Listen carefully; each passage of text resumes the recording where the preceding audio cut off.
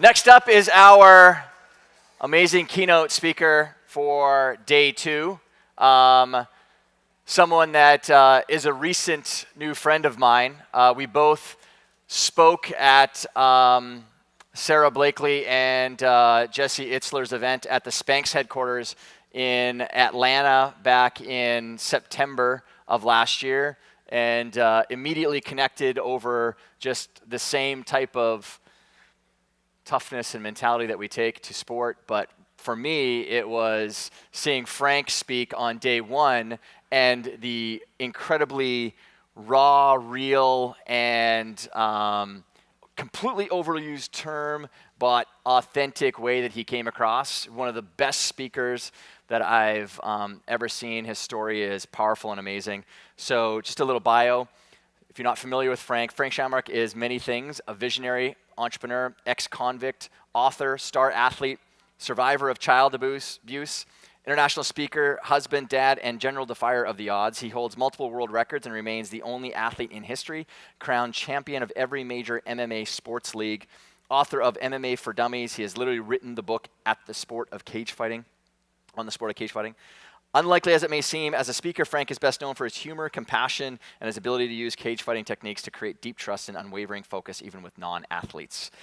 Shamrock's coaching and training techniques are employed by top performers, celebrities, and major corporations around the world. Today, Frank lives in Los Angeles with Amy, his wife of many years, and 2 kids, Frankie and Nicolette. Together, they oversee Shamrock Way, a family nonprofit that tackles social issues and supports at-risk communities with educational scholarships. Please do me a solid and give Frank Shamrock a warm welcome to the Night of the Year stage.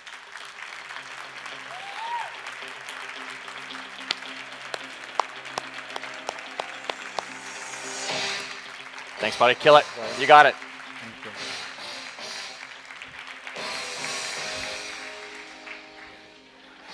Hey, everybody. Todd's very generous because I met him on only my 2nd or 3rd actual professional speech.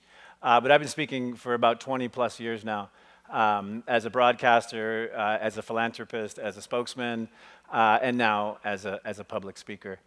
But what God has blessed me with is an ability to communicate emotion and passion. And so he sent me on this mission to share this with you. And so what I'm promising you today is that I will tell you the truth. I will take you on my journey, and I will share with you everything that happened to me. And I will give you some extremely valuable tools that have helped me become very successful in life, both personally and professionally and socially, which has been the largest and most gratifying hurdle for me. So, at about my 13th professional fight, I entered the ring thoroughly unprepared. I'd gotten what I thought was an easy opponent, and the last time I remember seeing this young man, he was about 170 pounds. He was nowhere in my physical caliber. He wasn't big and strong like I was, and so I actually took the month off. I took the month off. I didn't train. I didn't do my vascular training. I didn't train focused like I always did, and I showed up unprepared, both physically and psychologically.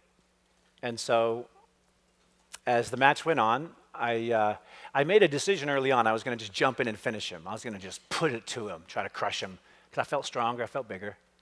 And so the first minute, I went after him. I tried every hold I could. I tried to choke him. I tried to bend his arm. I tried everything. And he was strong. He was eluding me.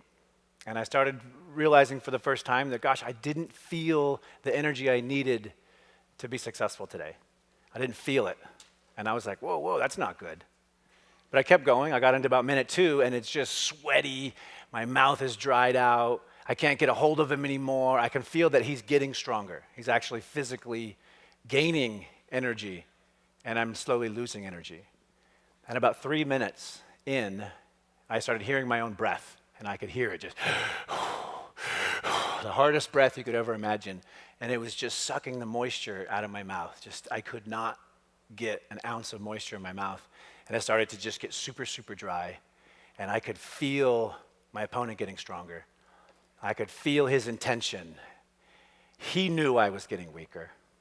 I knew I was getting weaker. And he took that energy And he started to move forward with it. And I started to second guess myself for the first time. I started to think, wait a minute, maybe I won't win tonight. And I started to worry that, wait a minute, maybe I cannot do this. Whereas every time before, I never worried about it. I just went for it. I just fought. And so when we got to 4 minutes, that voice started saying, you can't do this. You're going to lose. Everything you worked for is going to be gone in just a few minutes. And so I started thinking to myself and really started to hyperventilate and really started to get freaked out because this was my entire dream in my life. Everything in my life revolved around this moment, and it was about to lose it. And so when I got to 5 minutes, I literally just could not breathe at all. And I was gasping and I was frantic in my mind. I was just racing and racing, and I was thinking there's no way I can win right now. But I had to find a way.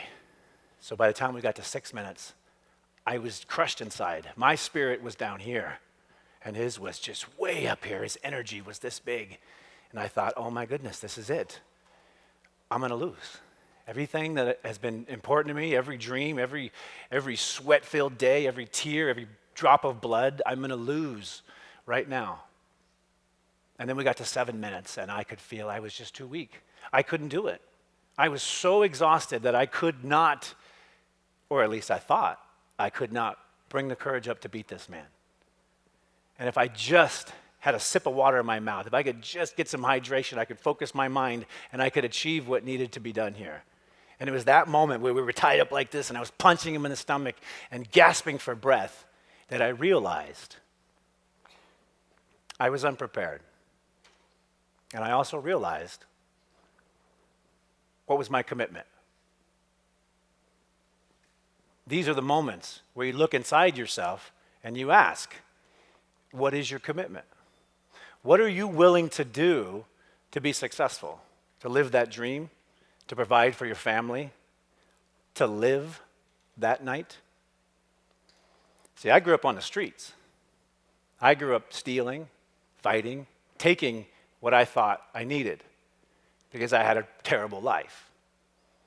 When I was a kid, I wasn't like everybody else. I was an emotional basket case. I couldn't have a conversation with somebody. I couldn't be intimate with you. I was broken as a human being, and nobody could figure out what was wrong with me. I was smart. I was halfway decent, good looking. I liked to play sports, but every time I got in a social situation, I would fall apart. Every time things got stressful or intimate, I would have an emotional breakdown. So I started seeing therapists and doctors, and I started seeing all kinds of professionals starting at about 7 years old. And this was right around the time that my dream of becoming a champion happened. And my dream of becoming somebody other than what I felt like I was. And inside, I was a scared little boy.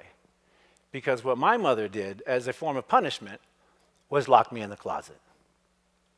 So when I raised my voice, when I made too much noise, I didn't get a gentle admonishment and sent to my room. I got locked in the linen closet for hours. And I got to listen to my family enjoy their afternoon because I was the rod of punishment. I was the, listen, if you mess up, we'll do what we did to little Frank to you. Now, I don't know how many of you guys have been locked in a closet, but it is a traumatic and terrifying event, especially as a child. And what it does is make you mistrust and distrust everything. So my problem was anytime the stress got big, anytime I got uncomfortable, I just lost it because I had no real skills to put anything together of success. And this went on until I was about 11. And when I was 11 years old, a miracle happened. I was down at the pond playing with water snakes with me and my little friends, screwing around, being a kid, and a train came by. And I thought, man, I'm going to throw rocks at this train. So I did. And just so you know, make sure you tell your kids this, throwing rocks at a train in the state of California is a felony. Yeah. And you will go to jail, which is what happened to me. I spent 10 days of my life when I was 11 years old for the very first time out of my home and in a different environment. And it was the very first time I hung out with a different community of people. Nice people, right? The juvenile hall folks. It seemed sweet and kind. But here was the kicker. When I started communicating with them about my life and how tough it was and how this locking myself in the closet was really affecting me and bothering me, They were shocked. The bad kids were shocked.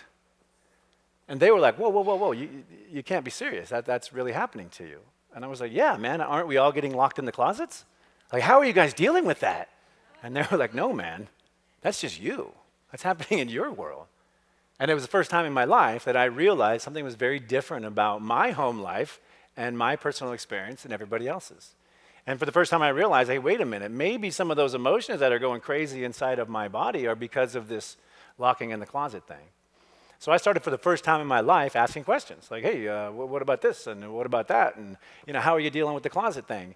And I had a great, I know it sounds crazy, right?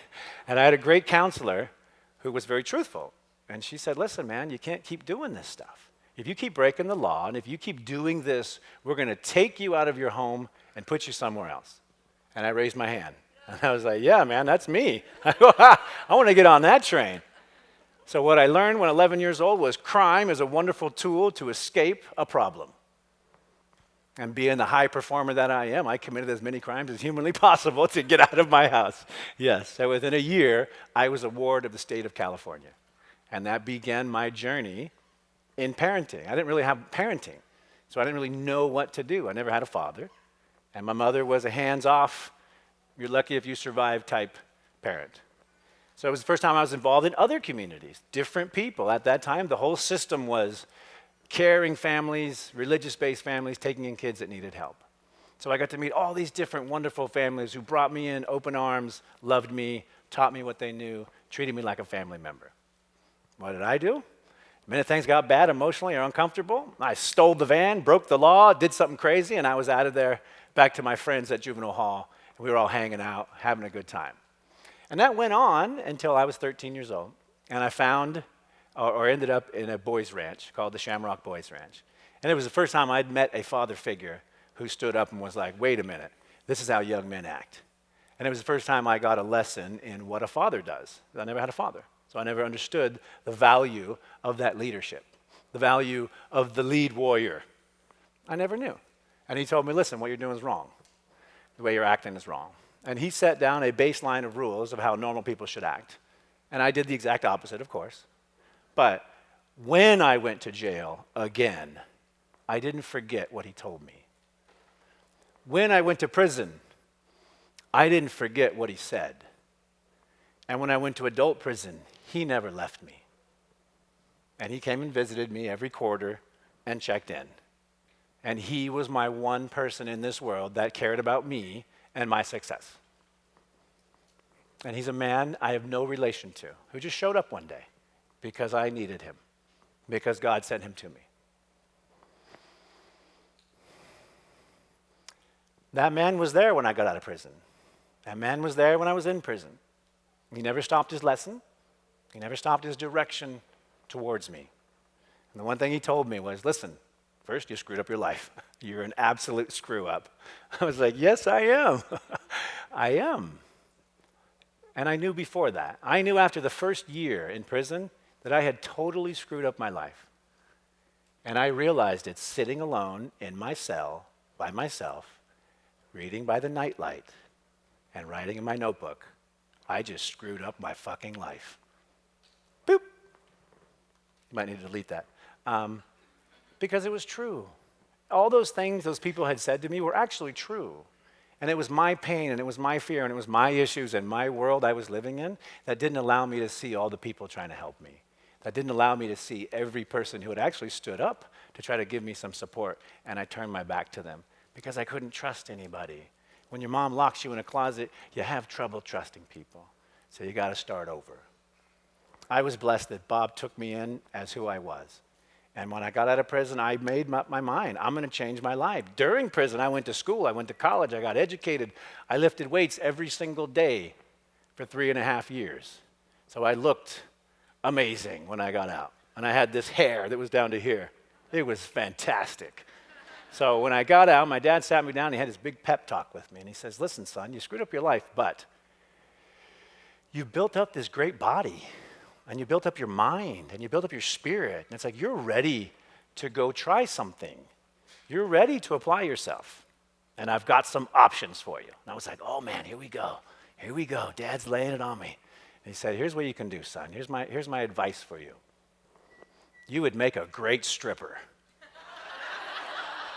Just like you would be amazing. I was like, what? He's like, with your hair and your body and that whole thing, he's like, you would just kill it. Yeah, and I was like, wow, Dad's gone crazy. But my brother had actually done that and achieved success, and it was a perfectly natural and normal thing in his world. So he brought me that you could be an amazing stripper, and I took a big swallow, and I was like, Dad, I can't be a stripper. That's just not going to work. I was like, what's plan B? Like, what's option B? And he's like, you could be a fighter. You could be a warrior. You know, there's a new sport coming on. Your brother's doing it. You know, there's all this opportunity right now. And that dream I had when I was a little boy of being a champion, of being recognized, that thing that I always wanted fell right into my lap after 3.5 years of prison when I was 22 years old. I did nothing to help it. I didn't encourage it to fall in my lap. I did nothing but take care of my body, work out while I was in prison. But the fact that he cared about me and the fact that there was a place for me allowed me to show up. It allowed me to put it all in one basket. And when my dad dropped me off, he adopted me. Eventually, Bob Shamrock adopted me. That's why I call him my dad. And that's how I became Frank Shamrock. When he dropped me off, he told me 2 things. He said, don't ever give up, and don't show him you're afraid. Like right out of a movie, and then he drops me off, and I'm like, wow. I was horribly afraid. I don't know how many of you guys have been in bare-knuckle, fist-to-fist combat. It is terribly frightening. There's a reason why we run away, and we live, and we're very successful. It is one of the most frightening things you could imagine to face off in hand-to-hand combat, especially against a professional fighter or a warrior. And that day, I was dropped off to fight my brother for 20 minutes. And he beat the shit out of me because he did not want me to be there. I was a screw-up. I was a loser. I was a thief. I was all those things the last time I saw him. And so he beat me to try to get me to stop. And I didn't give up. And because I didn't give up, because I moved through that moment, because I went, wait a minute, he couldn't kill me. I then had the courage to go on my career. And what I realized was, wait a minute, if he can't kill me, I don't think anybody can. Right? I was like, dude, like my brother's monsters. Have you seen the guy? He's enormous.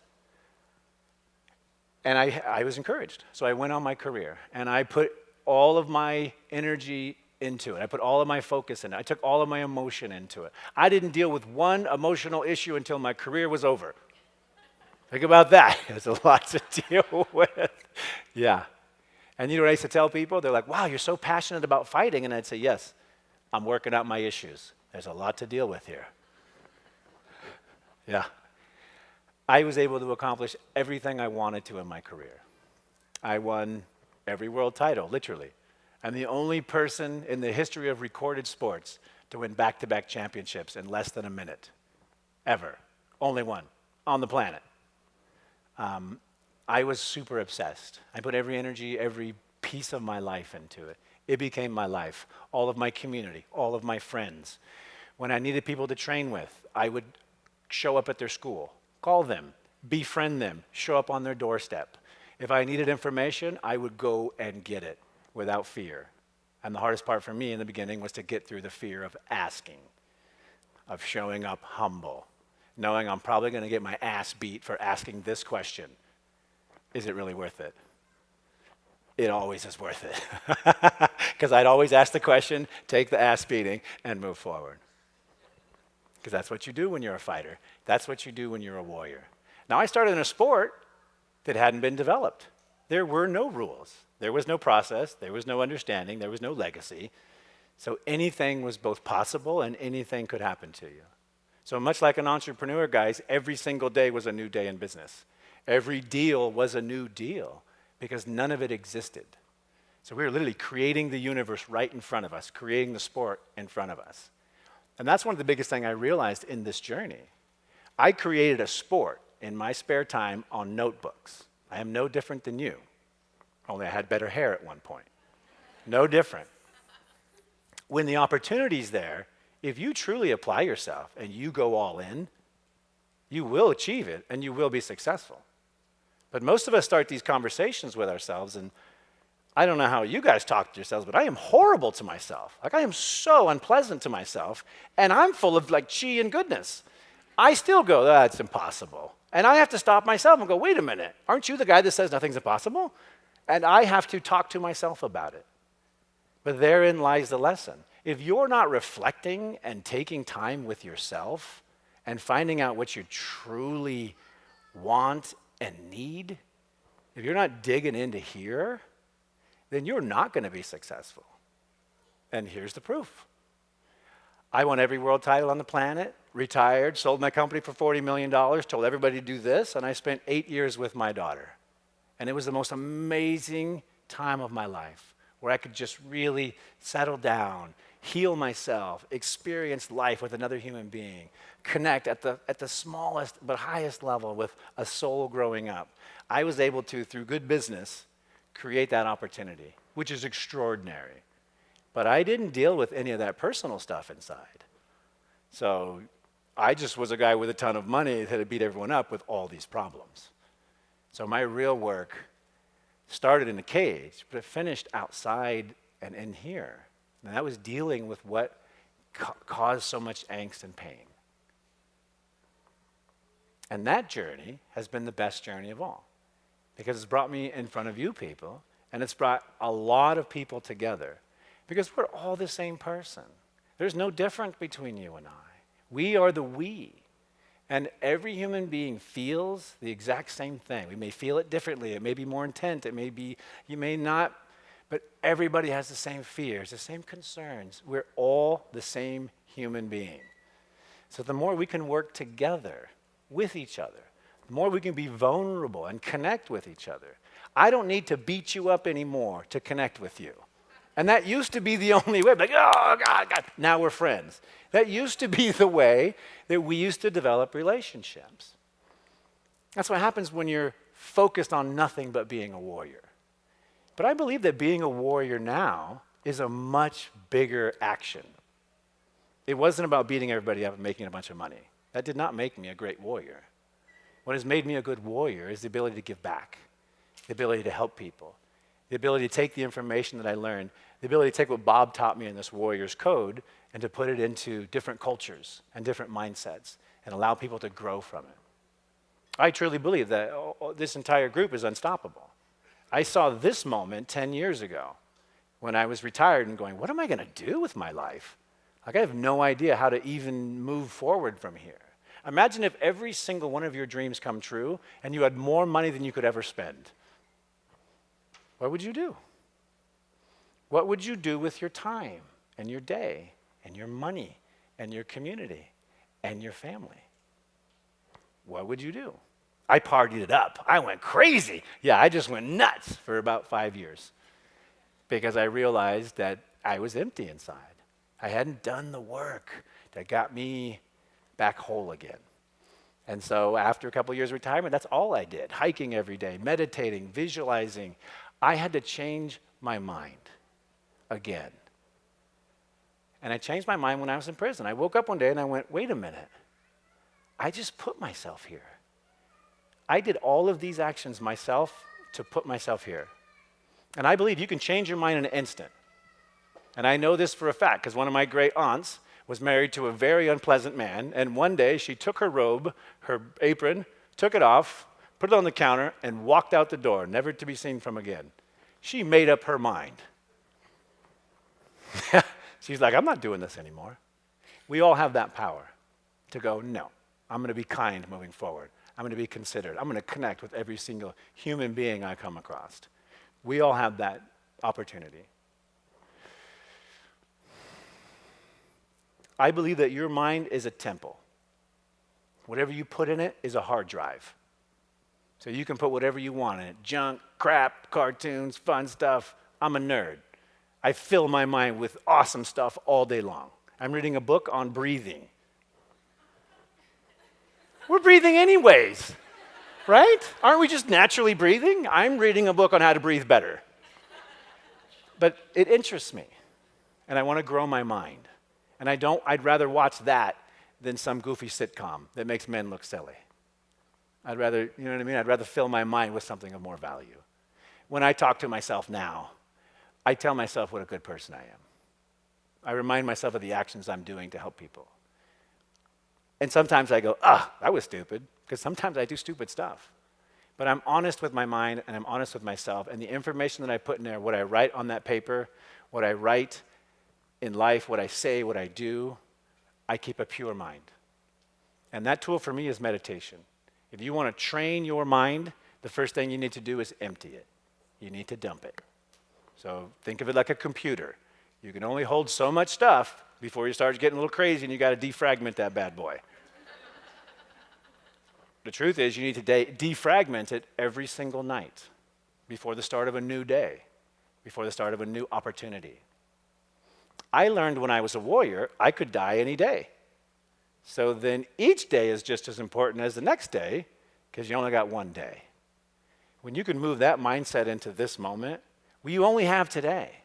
All we got is this moment. You guys could walk out tomorrow and die, and that would suck. But that's life. And when you look at your life, I look at mine in 100 years. I'm going to last for 100 years. I'll probably die before then, but odds are probably about 83 with my lifestyle. But if you look at your life, I'm not afraid of dying because I've already faced it a whole bunch of times. So there's no value in me being afraid of it. There's only recognizing what it is and then making a plan for it. And that goes for anything. If you can plan for your death and deal with that stuff, you can deal with anything else. Plan your life to be what you want it to be. And don't accept anything less. And the tool for that is your visualization. If you are not visualizing your future, you are not going to live it. I guarantee it. Because you won't see it in your head when it pops in front of you. You'll just walk right by it and be like, hey, this is amazing. That's a cool looking picture. You won't understand it's for you. That moment to become a warrior was for me. It was for me to make that decision. I could have been a stripper, and I'd have been the best stripper ever. I'd have killed it. I don't know about that. That's just exaggerating. If I had the hair, it's all about the hair. The hair would have done it.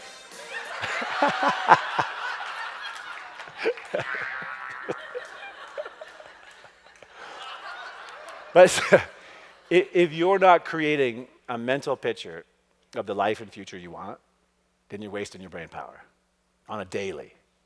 For me, it's every single night when I go to bed. What's my future? I'm praying, I'm meditating, I'm visualizing my future every single night when I go to bed. And the same thing when I wake up. You should be planning your existence, not just living. And to me, it's about living like a warrior. To me, I want to kick ass and be successful and have everybody around me do that. And I want that feeling of doing that. I want to provide for my family, for my community. I want to be a person of strength when they come to me. Now, when I say it, it'll have value, it'll have impact, it'll have importance. And I can live that if I'm living this warrior's code for me. And that is living with honor, living with discipline, living with respect. And those for me translate into daily actions. I am daily working on my mind. I am daily working on my body. And I am daily working on my spirit. And each day that I don't, I weaken. Each day that I do, I grow stronger. Strong enough to where I can stand on this stage and just speak to you guys from my heart and soul. The biggest tool for me, besides my mind and my body and developing my spirit, has been a real simple plus equal minus system. And I want to share it with you because this is the how. How do I go about it? How do I go do that? We're afraid to make a phone call. We're afraid of this. We're afraid of that. I'm afraid to get my ass kicked. I think a lot of us are. But fear consumes a lot of what we do. And fear stops a lot of what we do. Fear is nothing more than your energy telling you you're still alive. That's all it is. Something, you're alive. But the way you combat that is use this plus, equal, minus. It's three symbols. You can write it down. Plus, equal, minus. This is how I attack everything. doesn't matter what it is. I'll explain the system, and then I'll give you a couple examples. My plus is anybody who has the information I need or I want, or who's achieved what I'm trying to achieve. My equal is anybody in my space, anybody in my business, anybody in my age group, anybody in my community that's competing directly with me. That's your equal. That's your competition. And the last one is your minus, and that's somebody that you're teaching or you're giving this information to. And when you create this plus equal minus system, you create a small circle of teaching, learning, and respect. And it instantly evaporates egos and issues and fear, because for you to approach somebody and to be humble enough to say, listen, you have what I like, that's really important to me. What can I do to help you, to serve you, to whatever you, so that I can get that information from you? That movement of humility in and of itself will make you very successful. And every great leader and very successful person I've ever met has that same trait, humility. Either that or the biggest asshole you've ever met. But usually, they're completely humble about it because they realize the people and the group are bringing the wealth and the opportunity forward. For me, the funnest part is the competition, the equal. When I was a fighter, I tried to crush all my competition. Like I literally tried to beat them to death. But afterwards, we were friends because they're the only people in my space who know what the heck is going on. So they're the only ones I had a chance to really communicate with and feel the same. So you can crush your equal, or you can go out and make friends with them and help them come with you. I recommend you make friends with them, because otherwise you got another enemy. And then for fulfillment and for life, that minus, that giving, that teaching, and passing on this information will make you so fulfilled inside and will create a legacy for you that you will see instantly, because you will have people behind you that are gathering your knowledge, coming with you, help replicating what you do. And the very fact that you're taking the onus to teach and to guide people will make you more committed to your material and will force you to give your absolute best. Because I wouldn't teach somebody wrong. That would be wrong. That would be a bad idea and a bad thing to do as a warrior. And I keep talking about this warrior thing. And I think we're all warriors. You guys aren't out fighting in the field, but you are. Your business is not a cakewalk. If you do not get up and fight, you will not be successful. Your competition is trying to take your money and your customers and your business. It's all the same stuff. Nothing changes. In this day and age, we don't have to go to war or battle so much anymore. But each day in business is battle. And you need the proper tools. You need to train your mind, your body, and your spirit. And be ready for those moments. Be ready for those moments when your commitment will be ultimately tested. And will you have the resolve? Will you have done the work? Will you know what's inside? Will you know what's important at that moment? And then will you know what to do? If you've done the work, you'll know what to do. If you've had the mentors, if you have your minuses and your plus and your community, you'll know what to do. Because all you got to do is ask, and they'll let you know. They will help you. They won't let you fall. I guarantee it. I've been extremely blessed in all of my life. And what I'm trying to do with the last half of my life now is really give back to the world and support my father's legacy. You know, this man, for no other reason than he saw a kid in need, stopped and helped me and brought me into his family, became a father to me. Even after I did 20 plus felonies, never left my side. Never changed his tune and always said, this is how you do it. This is what a man is. This is how you do it. And so I honor him now through our charity, the Shamrock Way. And we undertake all kinds of crazy events to try to impact communities and kids like I was. And one of the biggest ones that we just did last year was we built homes in Mexico for people that don't have homes. And, you know, as a kid, growing up without the stability of a home was just so scary, and not having a place to go to. My place was juvenile hall. That was my home. That sucks. But imagine not even having that. Imagine not even having a roof over your head. a place to store your food or your clothes. I can't imagine. I live an exceptional life now. So last year we went down, my son and I, we built homes in Mexico, and it was the most powerful experience I've ever had. Just sitting with a bunch of athletes and a bunch of community members who just wanted to come and change how these people's lives were. And it just broke my heart open. And since that time, we've undertaken a bunch of different social events. We have another home build coming up, which I'd like to invite everybody to, because if you haven't had this experience, it's just beyond amazing. So I'll give you a little more information if you want to check it out. It's all for charity. So, and you'll be blown away. I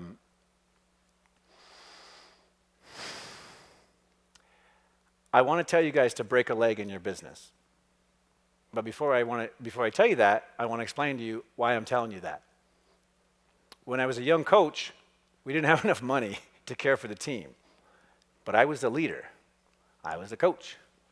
So when one of my young athletes broke his leg, I didn't have money to take him to the doctor. But I had a chiropractor who was a friend of mine. So we took him to the chiropractor.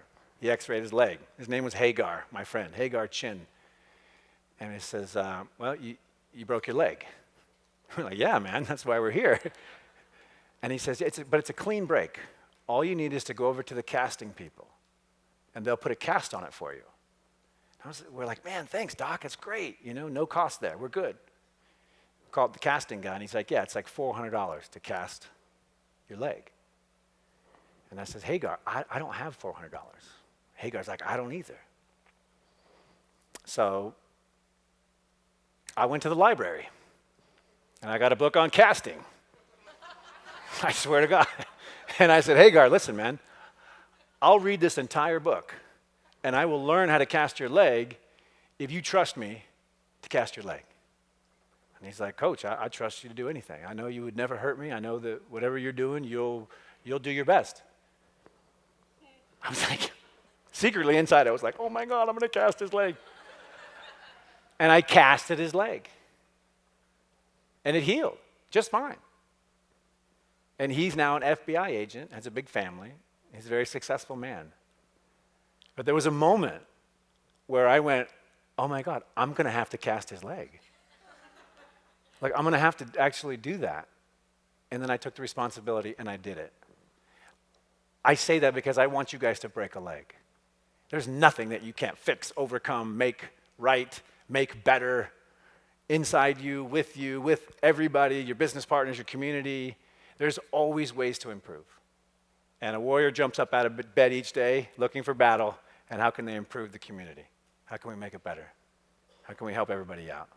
If we've won the fight, then how can we help the rest of the people? And we've won the fight because we're all alive. By the way, the other side's dead, and that's why they don't get to participate. That's how it works in battle.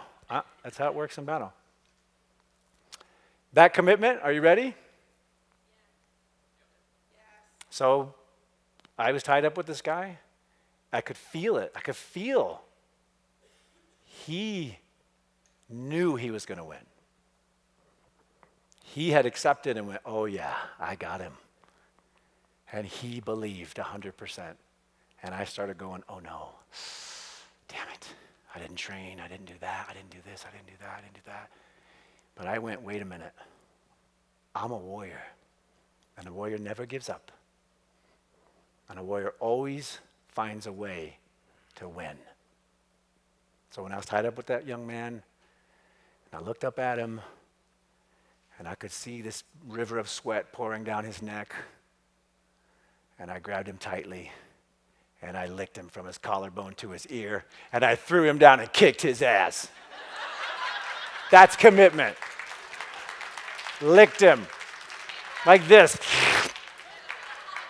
Filled my mouth full of juice and whooped that man's ass.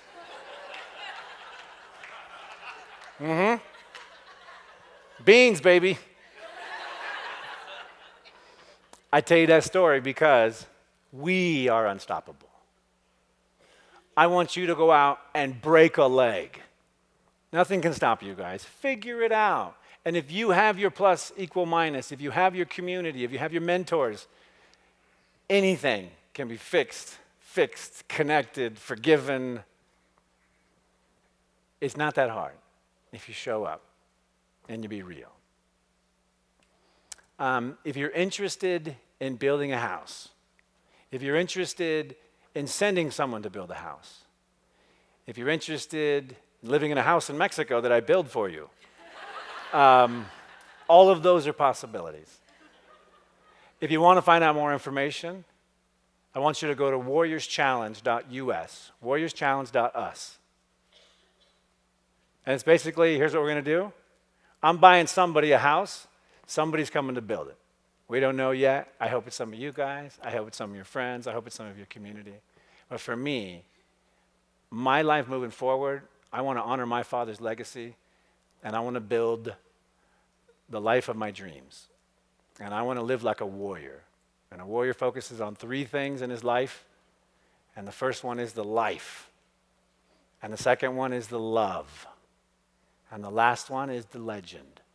And the legend I want to leave is the legend of a man who, for no reason, decided to help another man and change the world. Thank you very much.